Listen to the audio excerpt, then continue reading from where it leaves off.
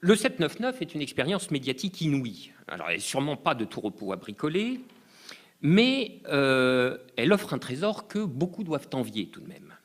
La possibilité de recréer à partir de rien.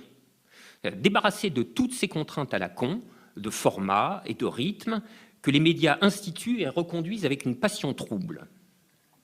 À l'image de tous ses semblables, le journal 20 minutes, en son titre même, formule une présupposition quant aux capacités intellectuelles, de concentration notamment, de ses lecteurs. Disons les choses plus clairement, une présupposition de conneries. L'avantage avec les présuppositions de conneries, c'est qu'en effet, elles indiquent assez sûrement la connerie, mais en général celle du présupposeur.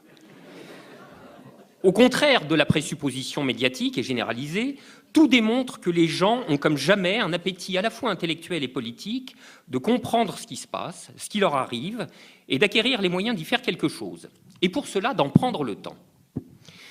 Il n'est pas moins évident, comme Chomsky et Bourdieu l'ont montré, mais là j'enfonce des portes ouvertes, que la critique pâtit d'un violent effet d'asymétrie.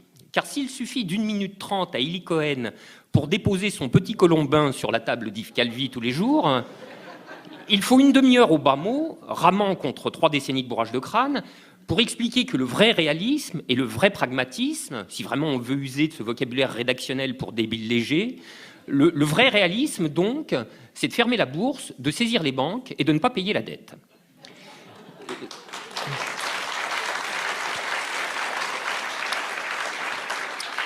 Il faudrait développer, hein, mais je me suis engagé à être concis.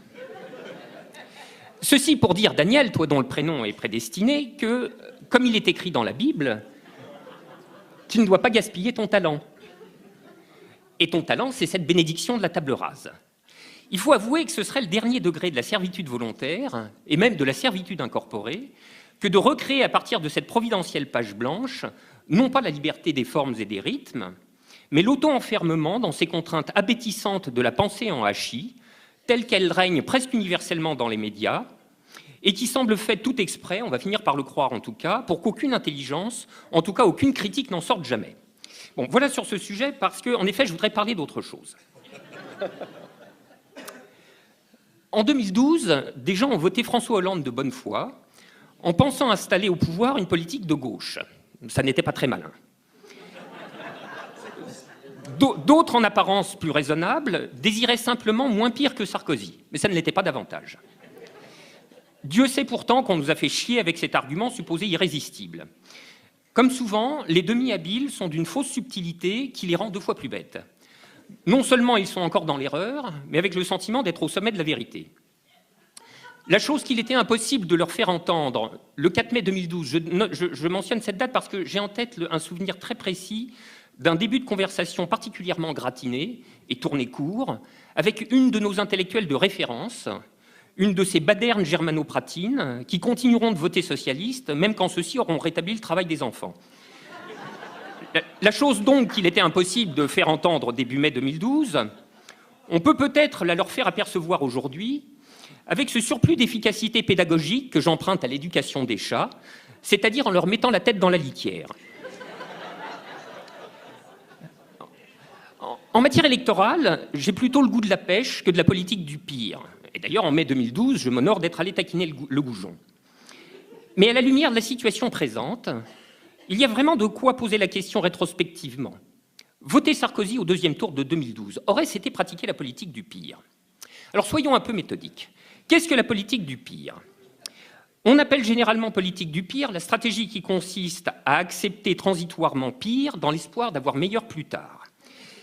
Ce qui fait de la politique du pire un genre hasardeux en soi, c'est que l'espoir en question demeure frappé d'aléas et que le plus tard désigne un terme incertain, de sorte que le pire, comme on dit, peut être du provisoire qui dure. Mais y a-t-il matière à évoquer la politique du pire lorsque s'abstenir de ce qu'on croit être la politique du pire nous condamne au pire, et tout de suite par-dessus le marché?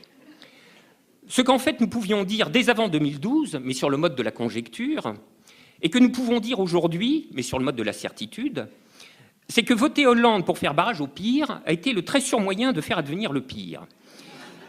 Et je voudrais vous convaincre que cette assertion relève moins d'une manière de parler légèrement enflammée que d'un jugement tout à fait froid et analytique, déclinable d'après tous les compartiments de la politique publique et hors de ces compartiments. En d'autres termes, Nous y avons perdu sur tous les tableaux. Voilà ce que je veux dire. Politique budgétaire, mais la même que Sarkozy, en plus empressé et en plus dogmatique. Le successeur faisant au passage ratifier le TSCG pondu par le prédécesseur.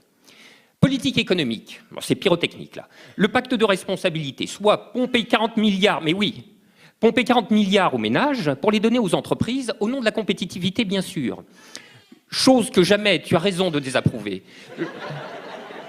chose que jamais un gouvernement de droite n'aurait osé faire, de peur de trahir trop visiblement sa nature sociale de porte-coton du capital, sans voir que le Parti socialiste lui dispute le bassin et lui a déjà arraché le pistolet.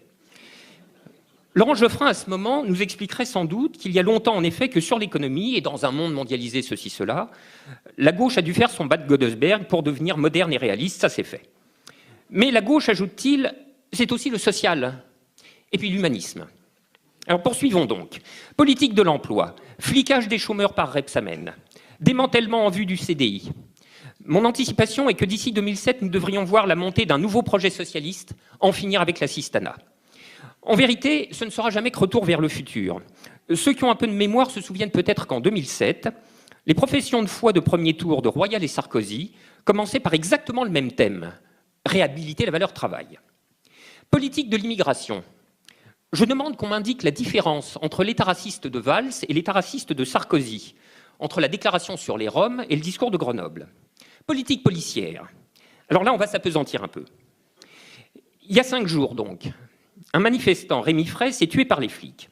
Vous allez voir, c'est ici que va apparaître la différence du pire entre Hollande et Sarkozy. Différence qui est à l'exact inverse de celle qu'on attend spontanément. Non pas que l'état de policier de Sarkozy eût été plus humaniste, ça devrait aller sans dire. Mais parce que d'une part, l'état policier socialiste lui est étrangement semblable, et surtout, d'autre part, parce que la différence du pire apparaît juste après.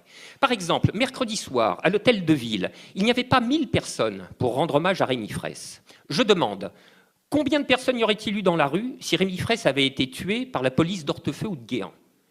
Et voilà où se situe la différence du pire. Non pas tant dans le fait que le socialisme de droite est intrinsèquement aussi pire que la droite, mais dans la trahison générale de tous les médiateurs supposément de gauche, à qui il reviendrait de dire cela, et de mettre les gens en mouvement. J'entends par là, très généralement parlant, premièrement les syndicats, je veux dire les directions confédérales, bien sûr, que je ne confonds pas avec leur base, directions généralement expertes à faire se perdre dans les sables les mobilisations de masse, comme les retraites en 2010, mais dont on peut être encore plus certain qu'elles ne bougeront pas une oreille pendant 5 ans de socialisme de caserne. Et puis surtout, deuxièmement, les médias.